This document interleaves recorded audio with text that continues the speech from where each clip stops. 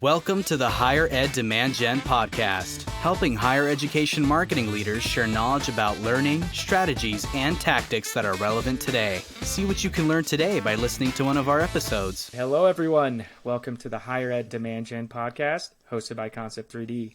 On this podcast, we discuss marketing topics on creating and capturing demand in higher education specifically. Before we jump in with our guest speaker today, we do have a message from our sponsor. So Concept 3D's purpose is to foster connections through technology, elevating the way businesses connect with their community by leveraging the power of events and locations.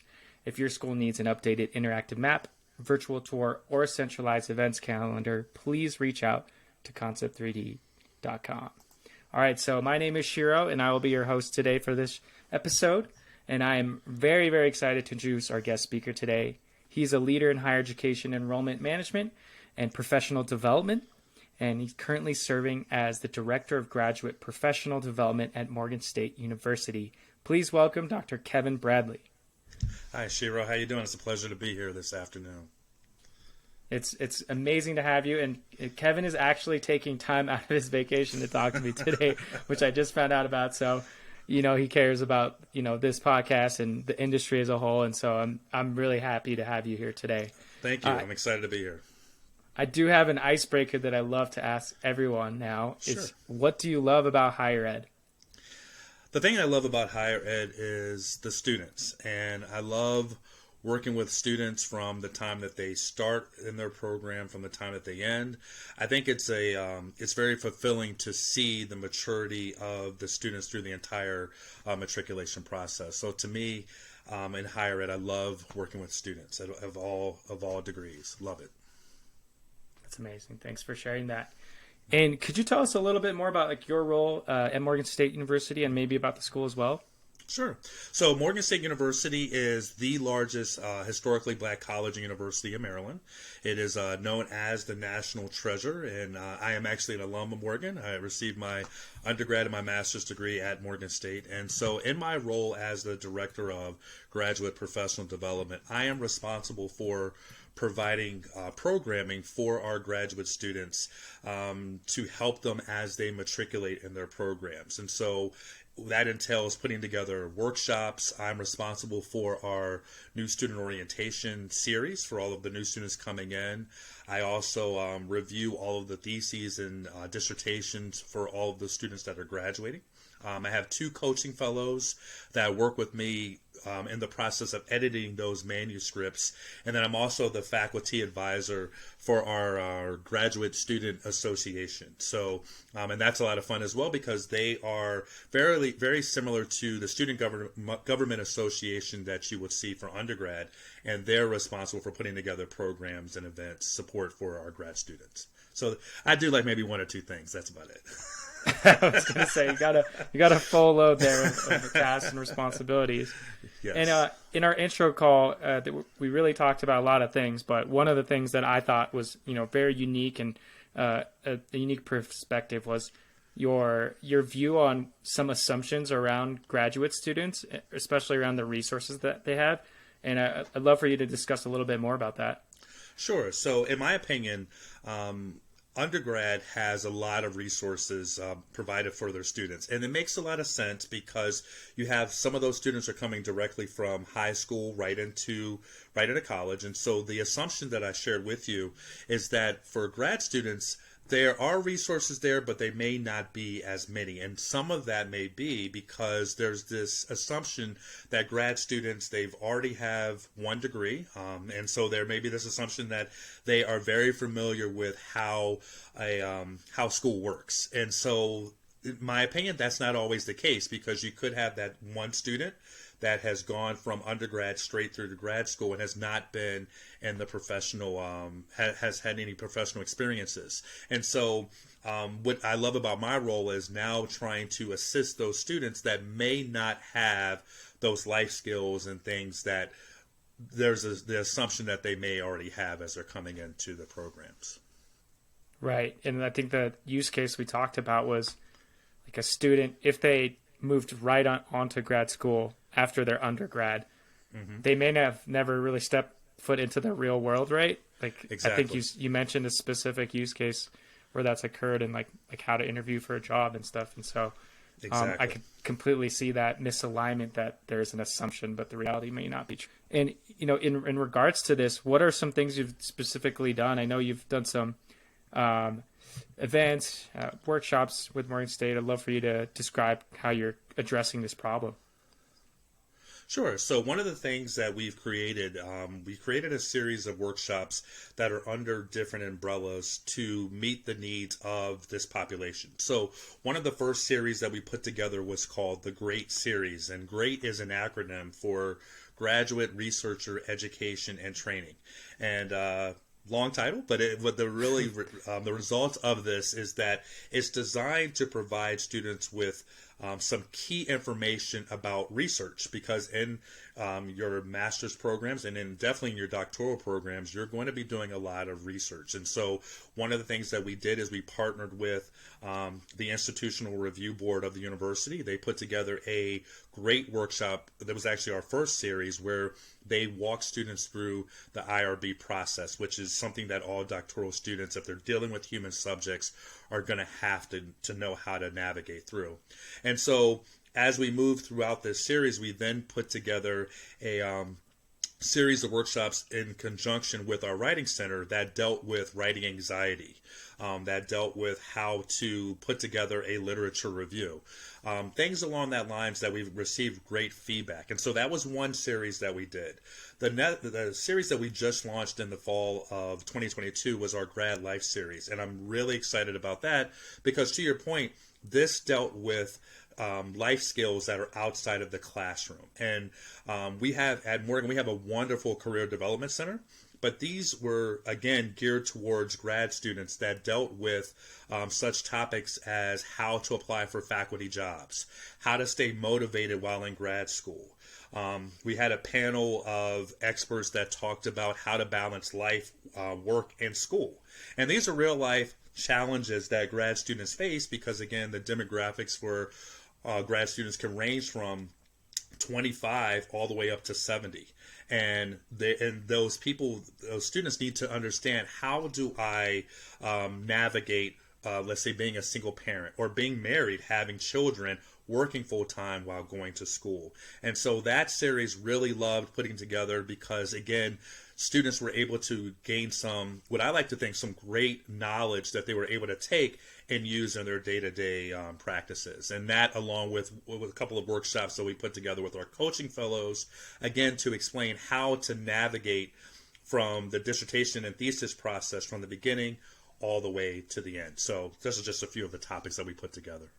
Oh, that's fantastic. And if I recall correctly from our intro, you spearheaded this whole workshop program, right? It's a new program or a new campaign for the graduate school, and you started this whole thing. What were some of the initial learnings around marketing and registration that you learned very quickly?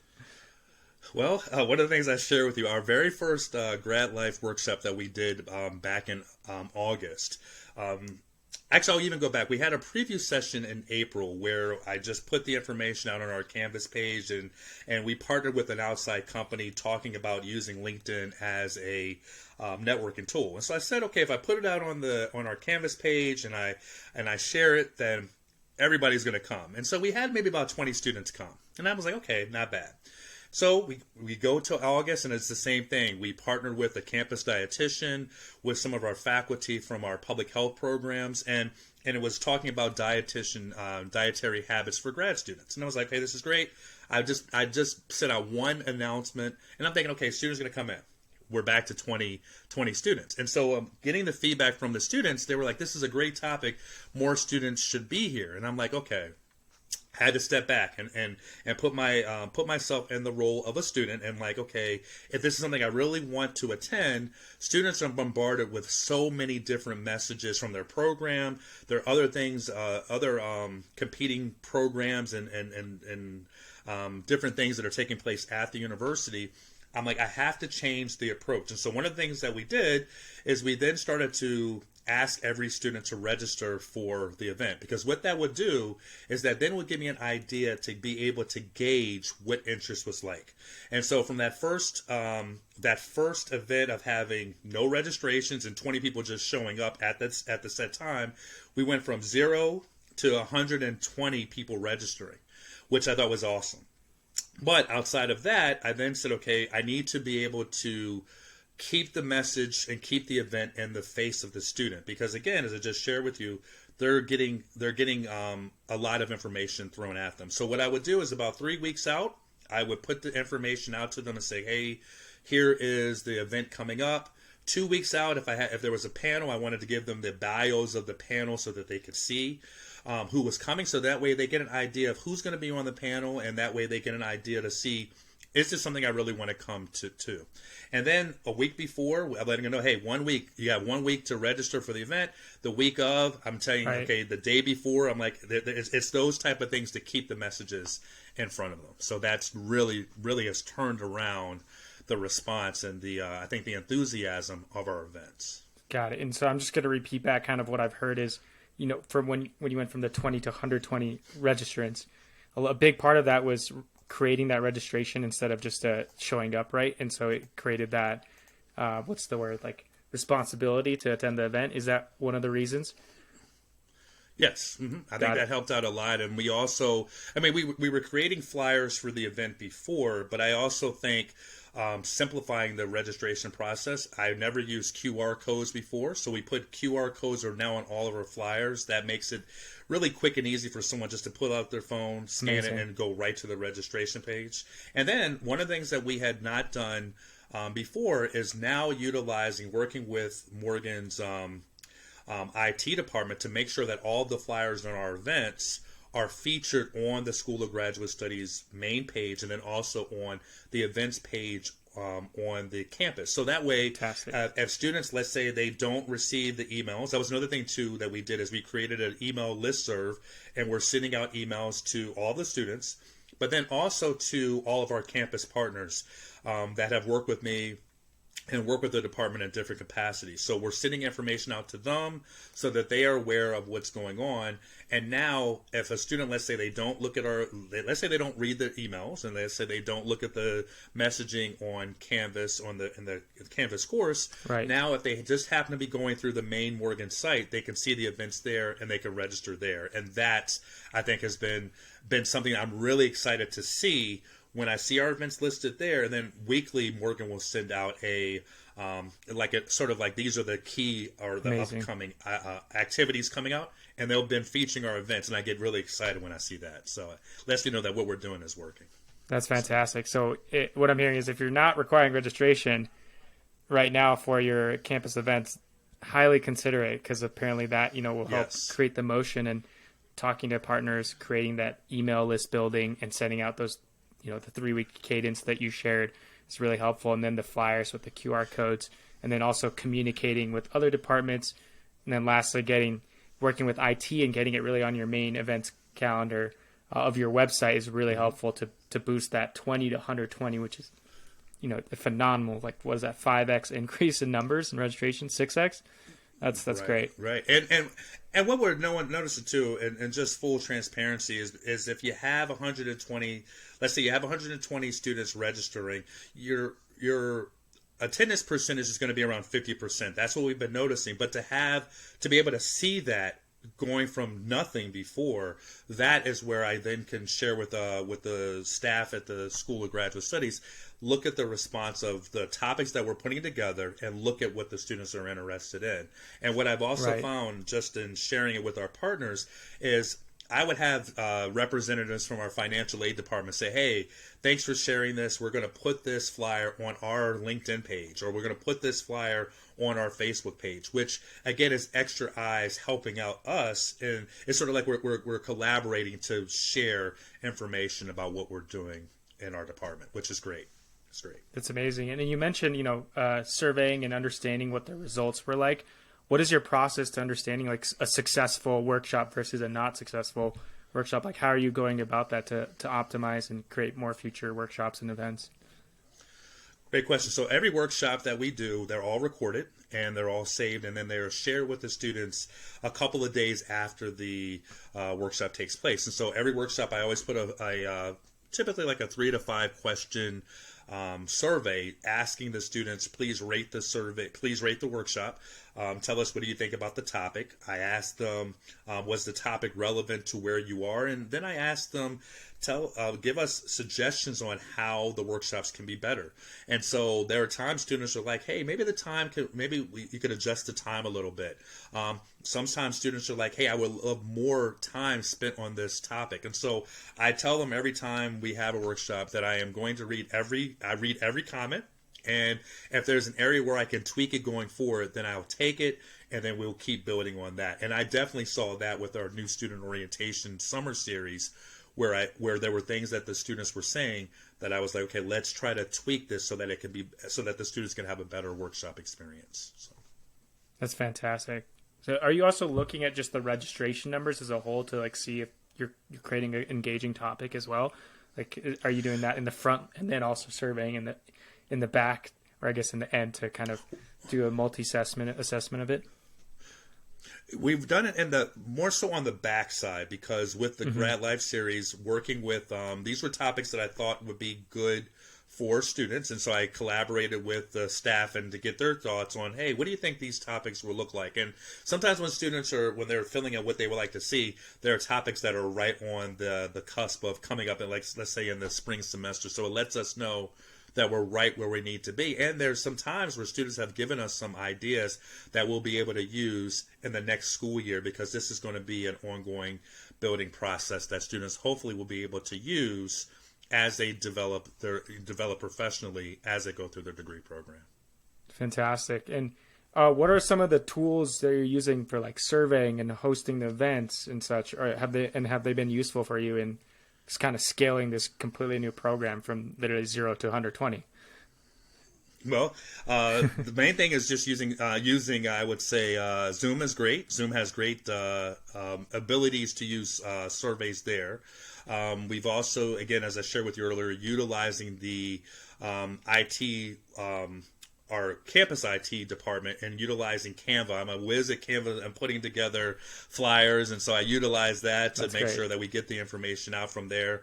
I think also, too, it's just old school Excel spreadsheets, Google Sheets, just to be able to track the attendance of our students, and then also to take a look as in a long haul, how has our registration and how has our attendance been throughout each workshop that we have. Just in the fall, we had 10 workshops, and that's amazing in itself. And with the 10 workshops that we had over I'm actually looking it up as I'm talking to you. We had over 650 students register for those workshops, with over 300 students attending those workshops. So that you talk about, that's around a 47% attendance conversion percentage, which again, I think is pretty significant, especially since we have not had this many workshops before, since it's new to the department. So our webinar and virtual event attendance is around 33%. So you're crushing my numbers. Wow. Okay.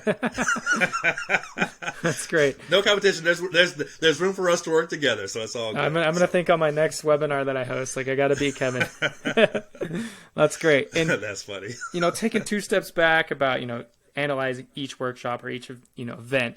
Like, what are some of the big, like, high level outcomes you're hoping to accomplish with these workshops? Especially from like a marketing lens.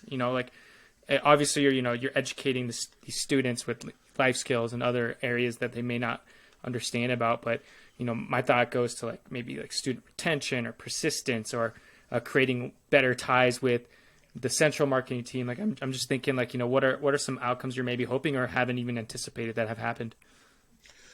Well, one of the things that I want to work on is to build a better bridge with our alumni, because some of the workshops have featured alumni. And so this is a way for our alumni to give back in a sort of a time capacity, which has been great, because when I've asked alumni to sit on the panels, they've been enthusiastic to be able to give back to our students. So that's one aspect.